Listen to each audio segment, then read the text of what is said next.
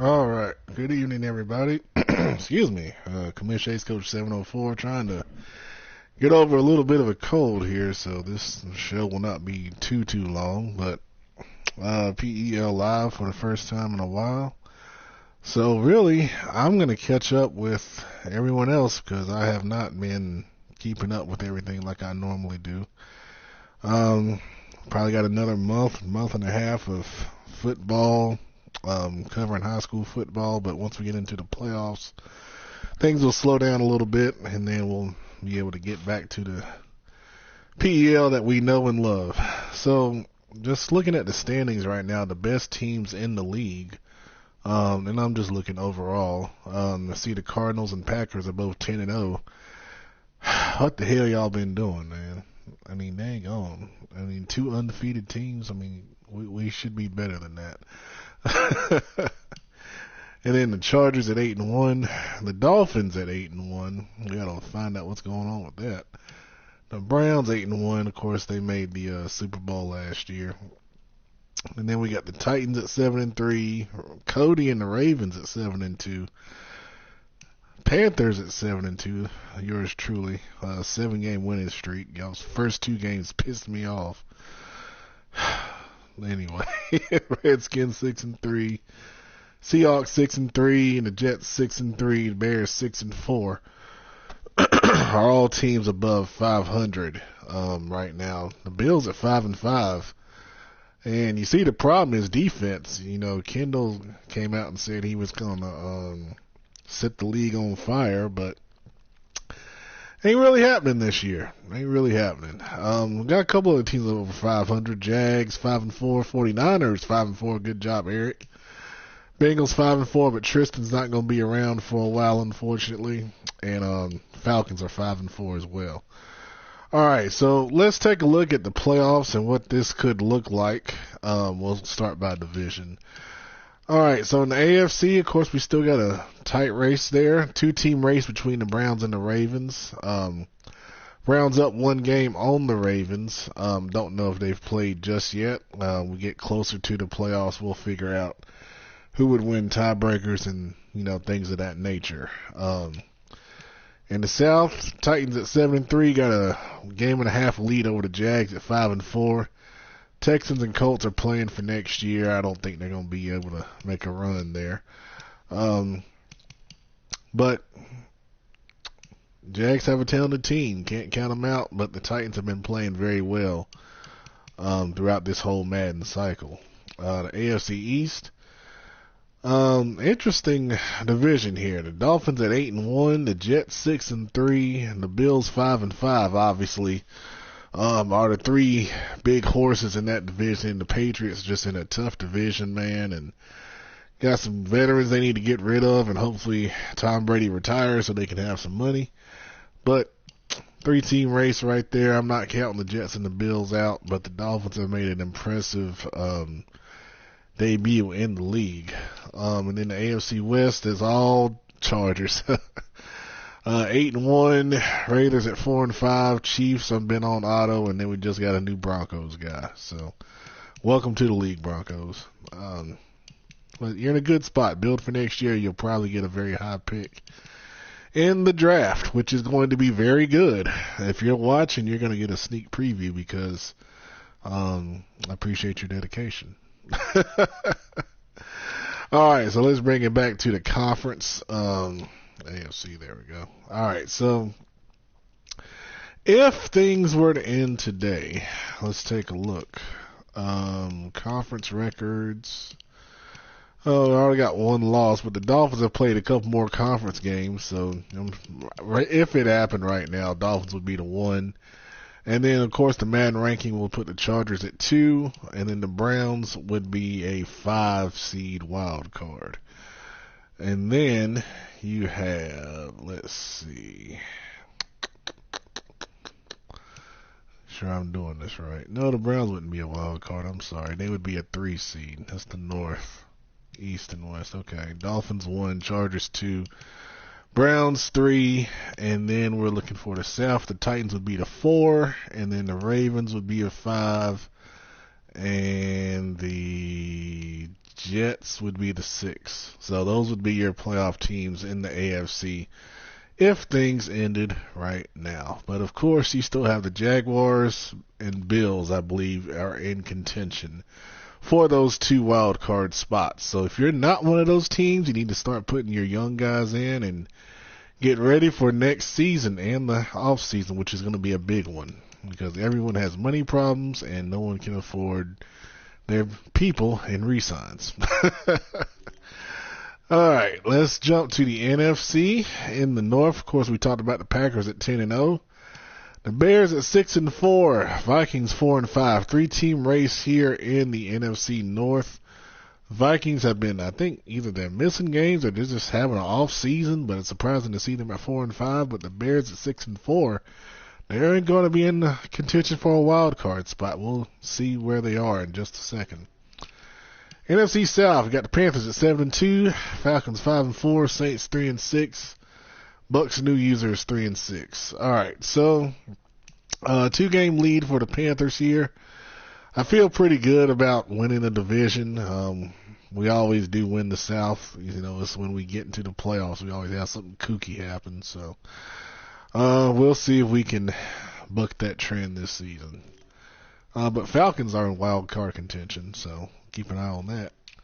NFC East, we got the Redskins at 6-3, Cowboys 4-5, Giants 4-5, and the Eagles 0-9. Tough year for them. 3-team race in the NFC East. I know the Redskins got off to a real good start, but they've kind of slowed down these last 2 games. See 2 losses in a row there.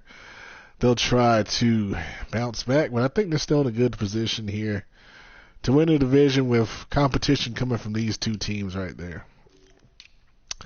All right, in the West, you got to see the Cardinals at 10-0, Seahawks 6-3, 49ers 5-4, Rams 3-7. Agape, I would love for you to keep losing because that'll make my draft pick that much better. I appreciate that. Eric doing a good job at 5-4. That's great, man. And then 6-3 Seahawks and then 10-0 Cardinals. I think they got a pretty good shot of winning that division. All right, let's take a look at the seedings. So Madden would give the Cardinals the 1 seed, and the Packers would be the 2 seed. Panthers are the 3, and we're looking for the East. The Redskins will be the 4 seed. Your wild cards will be the Bears at 6-4, and the Seahawks at 6-3. In contention, Falcons, 49ers, Vikings, Cowboys, and Giants, in my opinion. So there's still a lot to be settled in the NFC. But those top 2 seeds look to be pretty much locked in. And I would welcome playing in the wild card round because I suck after buys. So I would appreciate that, man. Y'all keep winning. All right, so those are the playoff previews. Let's see. Any games have been played. Schedule. Oh, we got a couple. All right. Ooh, barn burner. Colts and Texans, 31-28. Colts defeat the Texans. Pretty open game right there.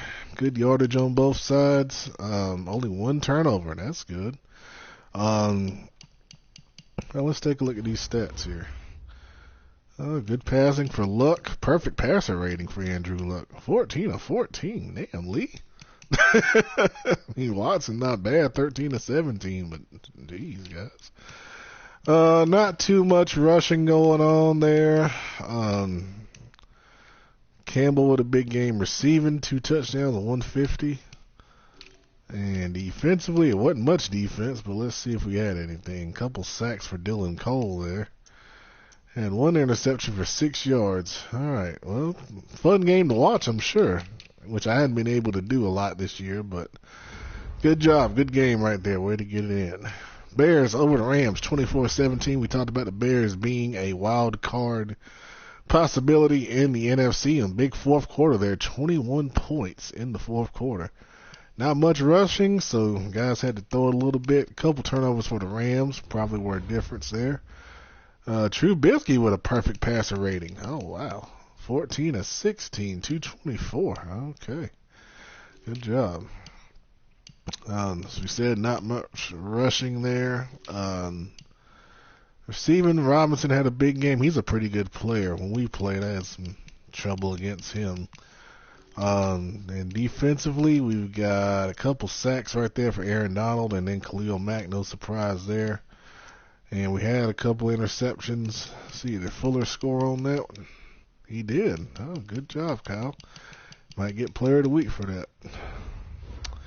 And we got, there we go. Cardinals over the Bills, 45-28. And then we got Green Bay over Tennessee, 27-21. Couple good games right there. Look at that first half. What the hell are y'all doing? 35-28 at the half? Jeez. Okay. 3 turnovers each. Wow. All right, then. There's a lot to watch there.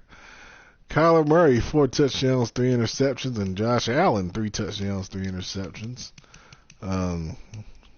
Good defense there on both sides. Look at those percentages. That makes me feel better. I was starting to worry that we were having some issues with pass defense, but now I feel better. Rushing, nice gains for both Johnson and Singletary. Good job.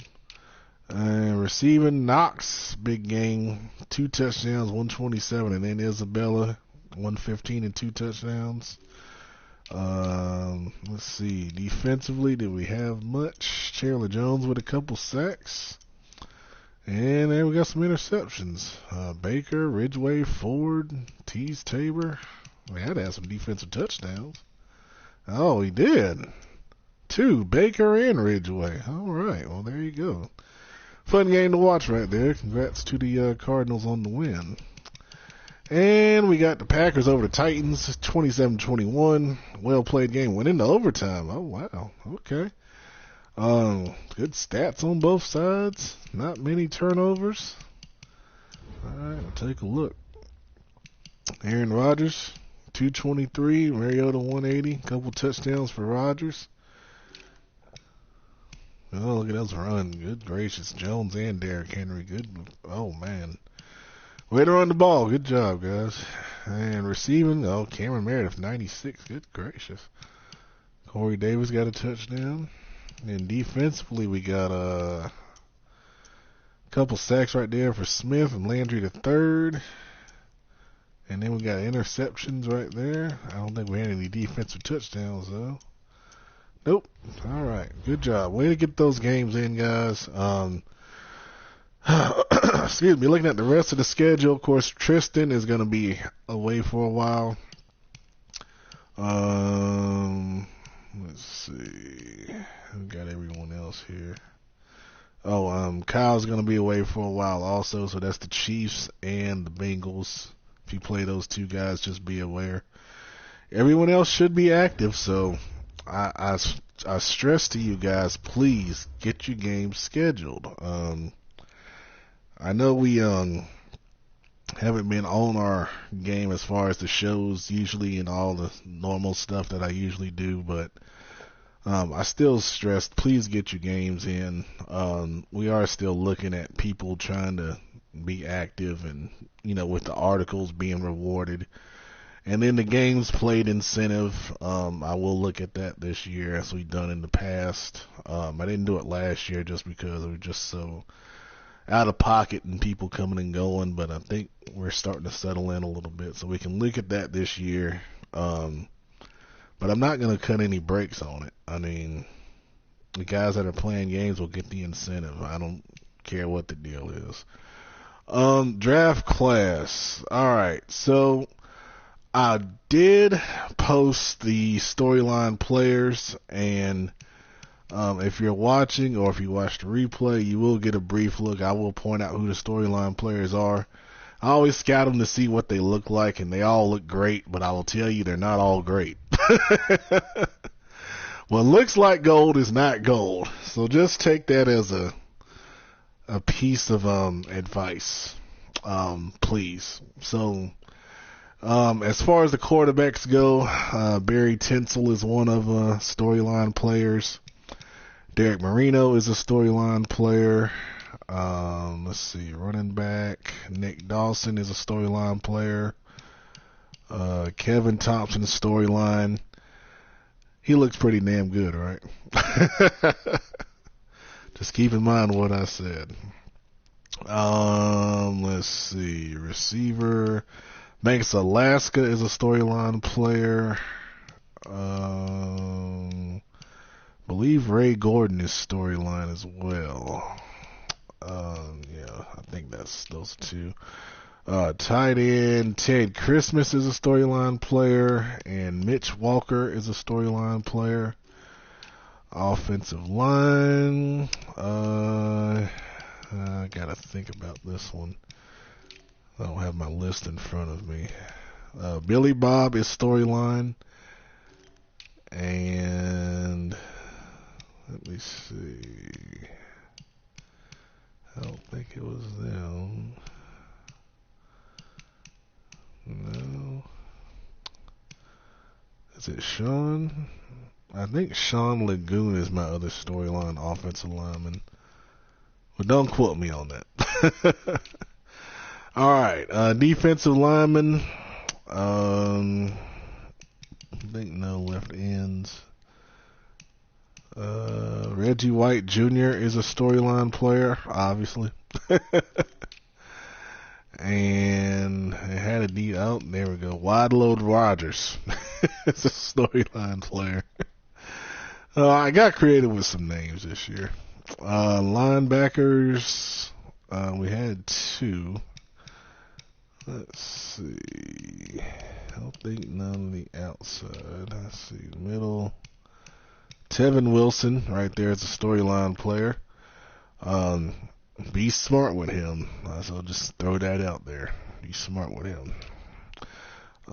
And I think he was my only linebacker this year. Okay. Corner, Kelvin Franks is storyline.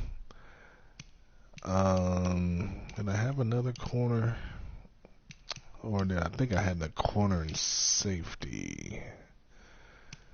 And the other storyline DB, I believe, is Nick Smith. Yes. Alright, so those are the storyline guys. You might have seen some letter grades, but like I said, be smart because, you can rate, I'll just tell you, you can rate guys high in certain positions, but you don't see the full picture. And everything that's green is not great, and everything red that's not terrible. Y'all know that. So just keep that in mind with the storyline guys, all right? And read the quotes for the storyline guys well, because you guys that have been here, if you read it well and you infer, you'll find out, what you need to know. Okay, so last thing before I end this, because I'm starting to lose my voice again. We'll review the trades that have gone down. We didn't have a lot of trades, at least not ones that were talked about at the trade deadline. Okay. Rams trade a second round pick to the Colts. Colts trade Kenny Moore the second to the Rams. I guess Agape really wanted a safety with some speed, so and the way it's looking, this is a 2022 second. Okay, well, I guess that's cool. Not in the immediate draft, so I don't mind that. Patriots trade a second rounder to the Cardinals. Cardinals trade a third rounder to the Patriots. Cardinals trade a 2022 second. I don't understand why the Patriots would do that. And that's just me. I don't get that. But you know what? Whatever.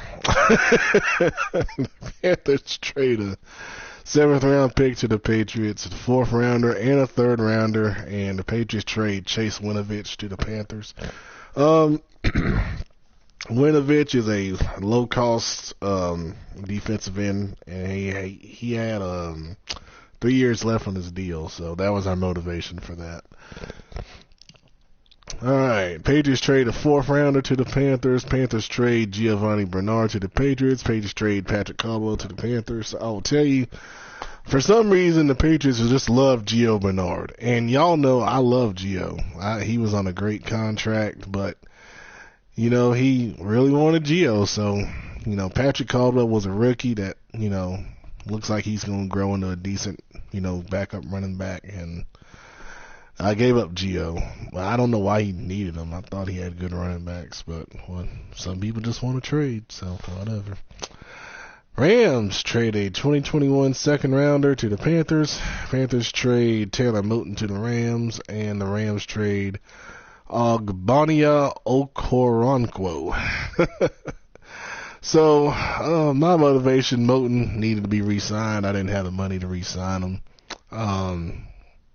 So the Rams will get a good lineman. Moton's like an 83 overall, and I'll get something for him, a second rounder. And then this guy right here, he's made him a speed rush DN, and he's come in and he's got a sack in every game that I've played since I got him. So he's doing good.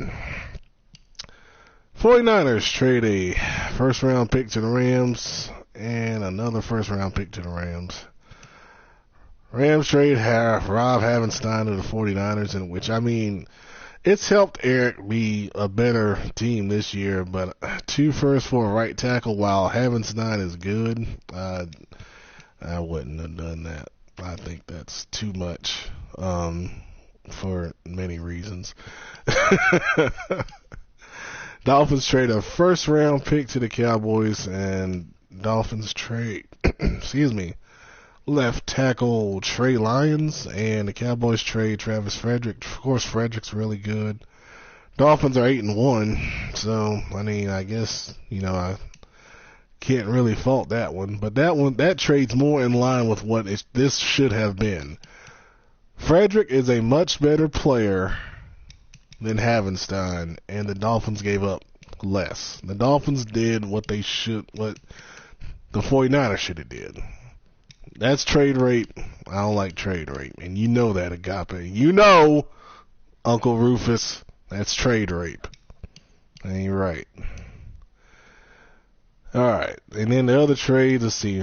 Marlon Mack and the Lions. Third rounder for him, not bad. And then a second rounder for McKinnon is not bad either. Okay. Alright, that's the show. Hopefully I'll be able to do it again next week, and ain't no guarantees, but I will do the best I can.